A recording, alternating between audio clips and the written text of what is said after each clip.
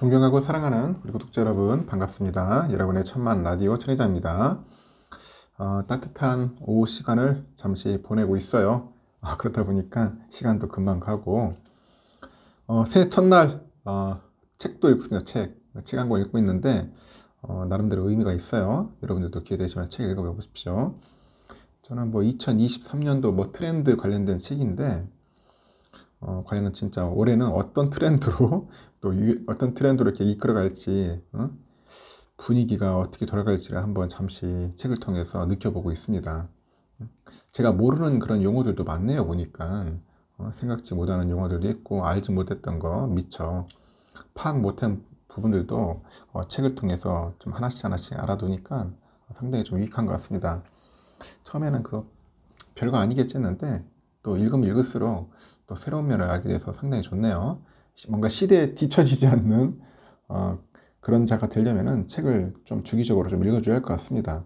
예전에도 책을 좀 많이 읽긴 읽었는데 그동안 좀 바쁘다 보니까 좀 못 읽어가지고 좀 아쉬운 부분이 좀 많았죠. 이것도 책도 읽는 것도 이게 습관인 것 같아요. 습관. 꾸준하게 이게 엉덩이 진짜 말 그대로 무겁게 앉아가지고 읽어야지. 그렇지 않으면 책 전혀 못 읽어요. 1년에 책 한 권 못 읽는 사람들도 태반인데 하여튼 한 달에 한두 권은 꼭 읽을 수 있도록 여러분들도 한번 도전해 보십시오. 그러니까 새해 목표가 너무 거창하면 힘들어요. 너무 거창하게 잡지 말고 좀 약간 소소하게라도 하나씩 뭔가 해내면서 나가면은 좀 낫지 않겠나 생각이 듭니다. 너무 거창한 목표를 하니까 사람이 하다가 도중에 이게 포기라는 것 같아. 어떻게 힘들죠. 실천한다는 게 힘들고 또 그 미션을 또 완수한다는 게 힘들다 보니까 작은 목표 소소하게 하나씩 해보자 그런 차원입니다. 요즘 보니까 2022년에는 한국 증시가 초토화됐다고 다들 그렇게 얘기를 하고 있고 이게 코스피도 2022년 1월 3일 날이 얼마였어요? 2900이죠. 2988.77로 시작했어요. 작년 1월 3일 날. 그럼 동년의 12월 29일 2236.40으로 수직을 하락했죠.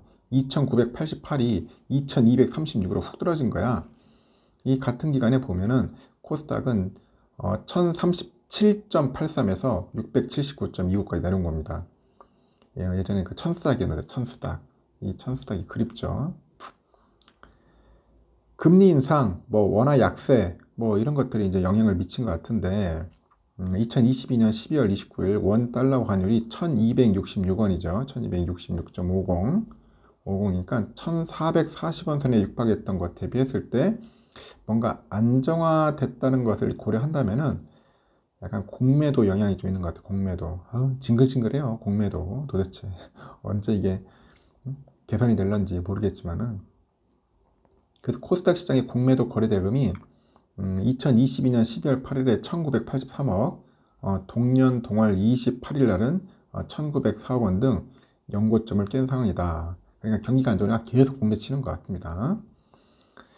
금투업계에 따르면은 22년에 12월 29일 날 코스피는 전거래일보다 44.05% 하락을 했죠. 2236.4 이렇게 마감을 했는데 개미들은 좀 많이 샀잖아요. 6,717억 정도 순매수 했고 이 기관 애들이 한 5,770억, 외국인 애들이 1,403억을 팔아치웠어요. 2022년 코스피 최저치가 9월 30일일 겁니다. 9월 30일 얼마였냐? 2155.4였어요. 2155.4. 일단은 거의 가까워지는 느낌이에요. 보면 대부분의 그 주요국 증시가 하락을 했지만은 코스피하고 코스닥은 그 중에 최하위권입니다. 그러니까 우리나라 주식시장이 아주 개판이었다는 거예요. 엉망이었다는 거지. 그 주요 20개국 G20이죠. G20, G20라고 하는데 하여튼 20개국의 주요 증시 지표 가운데 우리 증시가 러시아 다음이야. 와, 완전 쪽팔리는 거야. 러시아 전쟁 때문에 그렇다 치더라도 우리나라가 어떻게 러시아 다음으로 가장 처참했다는 겁니다. 수익률이 낮았다는 거예요. 이 하락을 주도한 것은 외인들인데 외국인들이 코스피 주식을 4조 3,760억을 팔아요. 그리고 코스닥을 4조 700억 정도를 팔았습니다. 계속 팔고 나가는 겁니다. 여기다 공매도를 늘리면서 그 한국 증시에 부담을 주고 있어요. 12월 28일 그 증시에서 외국인 공매도 거래가 9월 23일 이후 가장 많은 1,464억을 냈답니다. 1,464억. 그러니까 거래 전체 대금의 전체 거래 대금의 한 76.89%가 거의 공매도였대요. 공매도. 22년 12월에도 외국인 공매도가 한 400억에서 한 600억 정도 넘어서 가지고 22일에 938억, 23일에는 1,000억 원을 넘기면서 약간 공매도 포지션을 좀 늘리는 것 같습니다. 이렇게 공매도 포지션에 대한 이익 실현을 위해서 외국계 금융기관들은 공매도의 전면 재개를 요구했습니다. 왜 그러냐?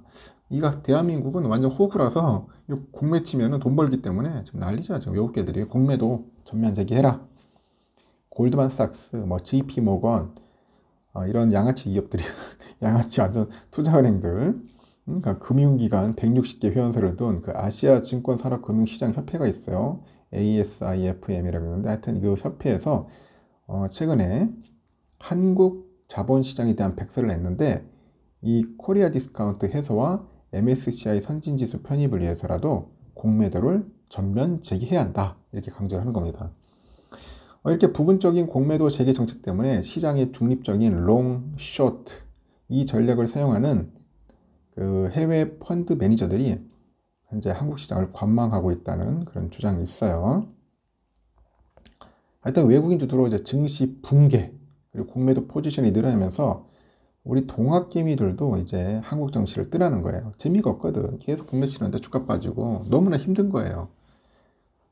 증시 대기 자금으로 불리는 우리 투자자 예탁금도 올해 초 71조 7,328억 원에 달았습니다. 근데 12월 23일 보니까 43조 9천억으로 확 줄어들어요.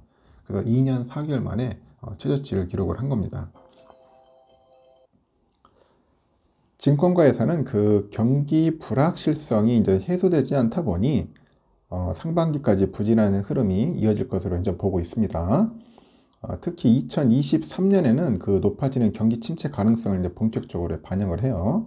그래서 이익 하향 조정이 주식시장을 주도해 나갈 전망이다. 그렇게 현재 떠들어대고 있고, 미래에셋에서는 이런 얘기를 한 것 같아요. 인플레이션 환경을 감안하면은 미국의 연준의 금리 인상은 예고대로 이어질 것이다. 그래서 노동시장 내 불균형이 해소되기 전까지는 빠르게 하락하기는 어려울 것이다. 그렇게 얘기를 하는 것 같습니다.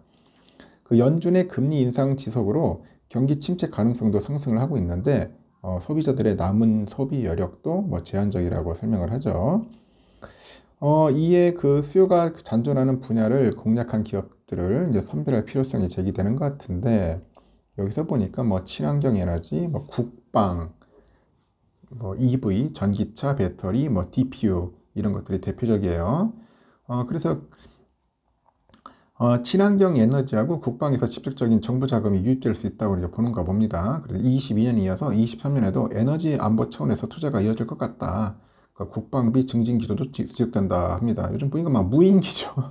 북한에서 막 무인기 날려들어오니까 지금 대통령도 이 부분에 대해서 상당히 지금 신경을 많이 써가지고 우리도 무인기 그 관련된 국방 무기를 빨리 만들어라 하는 것 같아요. 그러다 보니까 요즘 뭐 무인기 드론 뭐 이런 쪽이죠. 드론 이쪽으로 막 지금 또 테마주도 뜨기 시작하죠. 폭발적으로.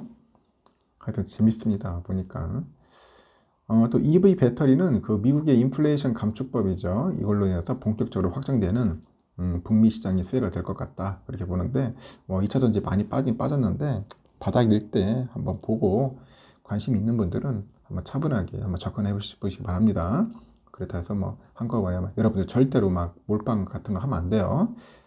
중국은 또 공식적인 리오프닝 개시로 그 연중 소비가 이제 회복되는 국면에 진입할 것으로 보는 것 같아요. 제가 볼 때는 중국도 이제 코로나 전 인민의 코로나 다 걸려야 할 것 같아. 걸려서 나중에 이제 뭐 다 나아지면은 그때 되면 낫지 않겠어요. 이제 코로나 위드 코로나 하면 좀 나아지겠죠.